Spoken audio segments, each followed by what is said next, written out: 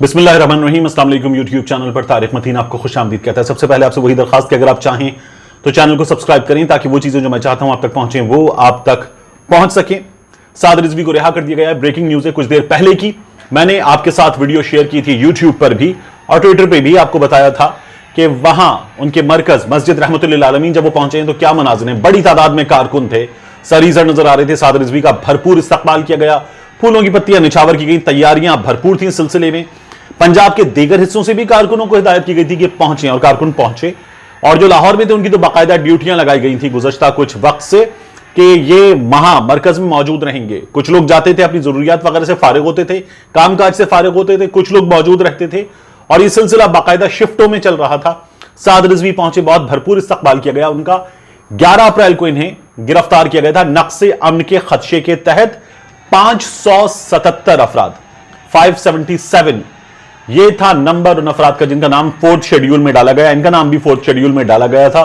और फिर उसके बाद इनके कारकुनों ने मुजाहिरा किया बहुत बड़ा, और फिर उसके बाद भरपूर मुजाहिरा इनकी तरफ से था। लेकिन उस मुजाहिरे में, पुरतशद्दुद मुजाहिरे में, पुलिस के अहलकार शहीद हुए, इनके लोग जान से गए।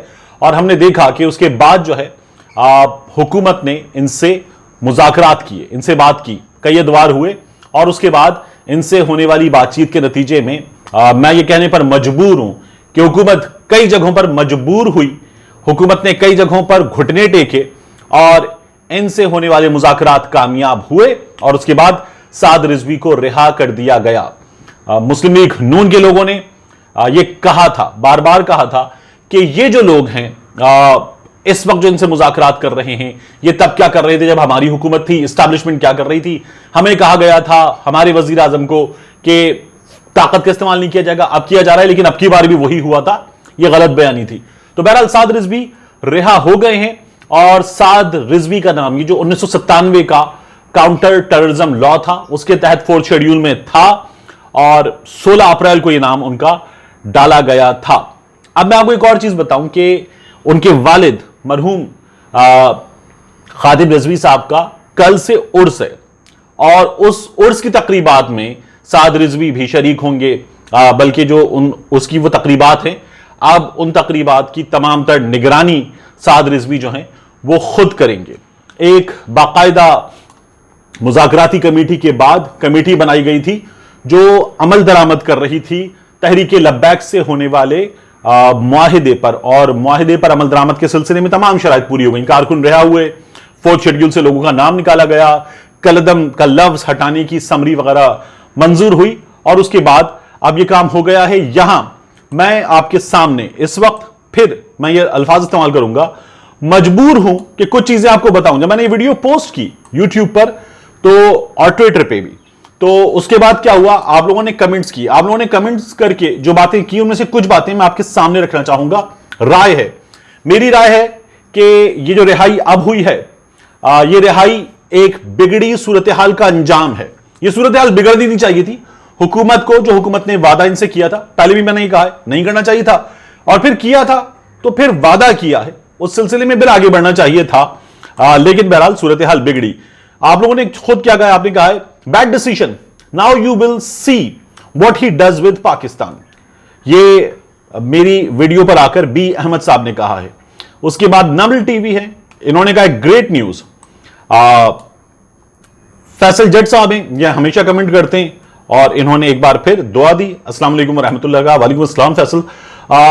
फिर उसके बाद बरके खान, इन्होंने कहा यह धरने जमात और मुल्क का नुकसान सिर्फ साद रिजवी के लिए था। यह साद रिजवी की रिहाई के लिए था, तो हमें यह नजर भी आ रहा है। फिर शकील मुश्ताक साहब ने कहा टीएलपी और पीटीआई का मकसद, यहां ये एक लिखना चाहते, कुछ गलती है, और नेक है, गलत फहमी पैदा करने वालों का बेनकाब होना जरूरी है। ये रोमन में लिखा हो इसलिए इसमें कुछ प्रॉब्लम्स होती हैं। और फिर उसके बाद खालिद यासीन साहब ने कहा है माशाअल्लाह अज़्ज़ वजल, अल्हम्दुलिल्लाह अज़्ज़ वजल। तो ये आप लोगों के यहां कमेंट्स हैं। ट्विटर पे लोगों ने कहा है कि ये पुलिस वालों के कातिल हैं, रिहाई नहीं होनी चाहिए थी। आप सब अपनी अपनी राय का इस सिलसिले में इजहार कर रहे हैं, इस राय का एहतराम। और इस वक्त जो है मैं आपको ये बताऊं कि बहुत बड़ी तादाद में लोग जो हैं جب وہ اس کی تعریف کر رہے ہیں، اس سے خوش ہیں، تو بہت بڑی تعداد میں لوگ ایسے ہیں جن کا یہ خیال ہے کہ حکومت کو یہ قدم نہیں اٹھانا چاہیے تھا۔ فرانسیسی سفیر کی بھی لوگ بات کر رہے ہیں، ان کے والد مرحوم کے بارے میں لوگ اس انداز میں بات کر رہے ہیں کہ اسے میں آپ کے سامنے بھی نہیں رکھنا چاہتا، اور بہت سارے لوگ جو ہیں وہ ان کی تعریفیں بھی بہت بھرپور انداز میں کر رہے ہیں۔ دوسری جو خبر ہے جس پر میں نے تھمبنیل میں آپ سے بات کی اور میں نے کہا کہ وہی ہوا جس کا ڈر تھا، اب منیر نیازی صاحب نے کہا تھا ایک اور دریا کا سامنا تھا منیر مجھ کو، میں ایک دریا کے پار اترا تو میں نے دیکھا حکومت نے ایک مرحلہ عبور کر لیا۔ نواز شریف نے وعدہ کیا، مریم نواز نے اس سلسلے میں بات کی، شہباز شریف نے بات کی، بلاول بھٹو زرداری نے بات کی، آصف علی زرداری نے بات کی، کسی نے وعدہ وفا نہیں کیا۔ عمران خان نے، وزیر اعظم نے وعدہ وفا کر دیا، اور اوورسیز پاکستانیوں کو ووٹ کا حق اور ای وی ایم، اب اس کی جانب ہم بڑھ رہے ہیں۔ لیکن ایک اور مشکل ہے، یہ مشکل ہمیں پہلے بھی نظر آ رہا تھا، یہ ڈر تھا کہ یہ ہوگا اور اب یہ ہو گیا ہے۔ الیکشن کمیشن آف پاکستان جو ہے وہ اب اگلی رکاوٹ ہے، اپوزیشن سے بڑی رکاوٹ ہے۔ الیکشن کمیشن آف پاکستان نے اس سے پہلے 37 اعتراضات ای وی ایم کے حوالے سے جمع کروائے تھے۔ اب کی بار بھی الیکشن کمیشن آف پاکستان کے جو سیکرٹری ہیں انہوں نے قائمہ کمیٹی میں بات کی ہے اور کہا ہے کہ الیکٹرانک ووٹنگ مشین کا استعمال آئندہ عام انتخابات میں ہوگا یا نہیں کچھ نہیں کہہ سکتے۔ ای وی ایم کے استعمال میں چیلنجز درپیش ہیں۔ ریاض فتیانہ صاحب کی سربراہی میں قائمہ کمیٹی برائے قانون انصاف کا اجلاس تھا، اس میں سیکرٹری الیکشن کمیشن نے جو جملے گئے میں آپ کو پڑھ کے بتا دیتا ہوں۔ آئندہ عام انتخابات میں الیکٹرانک ووٹنگ مشین کے استعمال کے حوالے سے کچھ بھی کہنا اس وقت قبل از وقت ہے۔ آئندہ عام انتخابات میں ای وی ایم کے استعمال سے پہلے ان کا یہ کہنا ہے کہ 14 مراحل ہیں، ان 14 مراحل سے گزرنا ہوگا۔ ای وی ایم کے استعمال سے متعلق مزید 3 سے 4 پائلٹ پروجیکٹ کرنا پڑیں گے۔ اور یہ بھی سوال ہوا کمیٹی کی جو رکن ہیں عالیہ کامران صاحبہ، انہوں نے کہا کہ انٹرنیٹ جہاں پر نہیں ہے وہاں ای وی ایم مشین کیسے استعمال ہوگی، انٹرنیٹ کنیکٹڈ مشین ہی نہیں ہے۔ پھر یہ کہا گیا کہ مشینیں کہاں رکھیں گے، ووٹر کیسے استعمال کرے گا۔ سیکرٹری الیکشن کمیشن نے کہا کہ اس وقت آپ کے سوالات کا جواب نہیں دے سکتے، ایک پولنگ اسٹیشن پر کتنی الیکٹرانک ووٹنگ مشینیں درکار ہوں گی فگر آؤٹ کرنا ابھی باقی ہے۔ یہ سارے کام الیکشن کمیشن آف پاکستان جس پر سوالات اٹھائے گئے ہیں، اعتراضات کی گئی، یہ الیکشن کمیشن آف پاکستان کرتا ہے۔ الیکٹرانک ووٹنگ مشین نہیں ہوتی تو ڈبے ہوتے ہیں، بڑے ڈبے ہوتے ہیں، ان ڈبوں کے لیے سیلیں ہوتی ہیں، ان میں بیلٹ پیپر ہوتے ہیں، ٹھیک ٹھاک کاغذات ہوتے ہیں، عملہ ہوتا ہے، اس کے بعد سیاہی ہوتی ہے، اور پھر تھیلے ہوتے ہیں جن میں وہ ووٹ محفوظ کیے جاتے ہیں۔ الیکٹرانک ووٹنگ مشین ان میں سے بہت ساری چیزوں کو بچا دے گی۔ اور پھر اس کے بعد بجلی کا سوال ہو رہا ہے تو بجلی یہ بیٹری آپریٹڈ ہے، یہ مسئلہ ہی نہیں ہے۔ پھر اس کے بعد یہ کہاں رکھی جائیں گی، جہاں ڈبے رکھے جاتے ہیں، جہاں تھیلے رکھے جاتے ہیں، جہاں عملہ رکھا جاتا ہے، یہ وہیں رکھی جائیں گی۔ اس کے بعد سوال ہو رہا ہے کہ ان کو کیسے لایا جائے گا، کس طرح سے رکھا جائے گا، تو ڈبوں کو کیسے لاتے ہیں آپ؟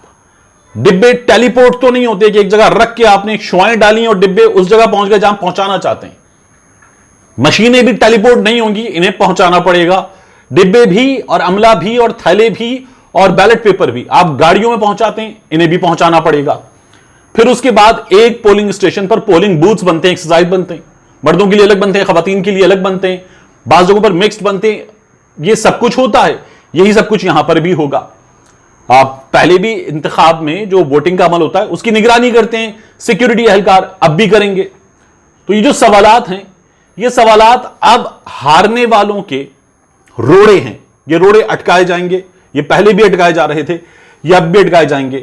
مسلم لیگ نون خاص طور پر، پاکستان پیپلز پارٹی بھی، لیکن خاص طور پر مسلم لیگ نون الیکشن کمیشن آف پاکستان سے بڑی امیدیں لگائے ہوئے، کیونکہ الیکشن کمیشن آف پاکستان نے پہلے بھی، اس سے پہلے ٹیکنالوجی کے استعمال کو جب سپریم کورٹ آف پاکستان نے کہا تھا ٹریسیبل بیلٹ ہوگا، تو الیکشن کمیشن آف پاکستان نے آخری لمحات پہ کہا تھا نہیں ہو سکتا۔ پھر اس کے بعد اس کا معاملہ ہے اوورسیز پاکستانیوں کے ووٹ کا معاملہ ہے، سپریم کورٹ کی ہدایات ہیں، یہ کہتے ہیں نہیں ہو سکتا۔ جو ای وی ایم ہے اس پر بہت پہلے سے بات ہو رہی ہے، یہ کہتے ہیں نہیں ہو سکتا، اور اب بھی بہت وقت باقی ہے۔ لیکن الیکشن کمیشن آف پاکستان اب یہ بھی بات کر رہا ہے کہ جو وقت باقی ہے یہ وقت ناکافی ہے اس کام کے لیے۔ تو ہمارے ہاں روڑے اٹکانے والوں کی کمی نہیں ہے، اب حکومت کے لیے اگلا مرحلہ ہے۔ یہ اگلا مرحلہ جو ہے وہ زیادہ مشکل ہے، اپوزیشن سے زیادہ مشکل ہے، اس لیے کہ الیکشن کمیشن آف پاکستان کی ذمہ داری ہے کہ وہ قانون کے مطابق جو قومی اسمبلی نے، جو سینٹ نے، بلکہ مشترکہ اجلاس نے، پارلیمان نے منظور کر دیے، पार्लियामान के मंजूर करदा कानून के मुताबिक इलेक्शन कराए, लेकिन इलेक्शन कमीशन ऑफ पाकिस्तान इसमें रोड़े अटका रहा है। इनका यह कहना है कि इसको हैक किया जा सकता है। तो जाइए, आप पाकिस्तान इंजीनियरिंग काउंसिल के लोग ले आइए, आप अपोजिशन के लोग ले आइए, ऐतराज कीजिए, हुकूमत ऐतराज दूर करे, और फिर उसके बाद उसको दूर होने के बाद इंप्लीमेंट कीजिए, उसको गलत साबित कीजिए। और अगर गलत साबित नहीं करते तो फिर ये कानून है, कानून के मुताबिक इलेक्शन होने दीजिए। इससे भागने की जरूरत नहीं है, क्योंकि इससे भागने का कोई फायदा भी नहीं है। शहबाज शरीफ साहब आप खुद कह रहे कि आरटीएस ने हमारा इलेक्शन जो है वो तबाह किया था। तो आरटीएस किसका लाया हुआ था? वो तबाह कर गया। तो अब एक टेक्नोलॉजी है, उसका इस्तेमाल कीजिए, और फिर उसके बाद जब इस्तेमाल हो जाए तो उसके बाद आप देखेंगे कि क्या होता है। उससे पहले ही जो बातें हैं ये बहुत अजीब हैं, अजीबो गरीब बातें हैं, बेसरोपा बातें हैं, इनका ना सर है ना पैर है। इस तरह की बातें हैं कि अगर मशीन खराब हो गई तो मशीन क्या कुछ भी खराब हो सकता है। मतलब मेरे दोस्त हैं इमरान खान, उन्होंने बिल्कुल ठीक कहा था कि आपका पेट खराब हो सकता है आदमी का। तो वो जो इलेक्शन कमीशन का निगरान है किसी पोलिंग स्टेशन पे किसी शहर में, उसका पेट खराब हो सकता है, वो नहीं आ सकता। तो खराब होने को तो कुछ भी खराब हो सकता है, इंसान का दिमाग भी खराब हो सकता है। मिलते हैं इंशाल्लाह आपसे अगले व्लॉग में।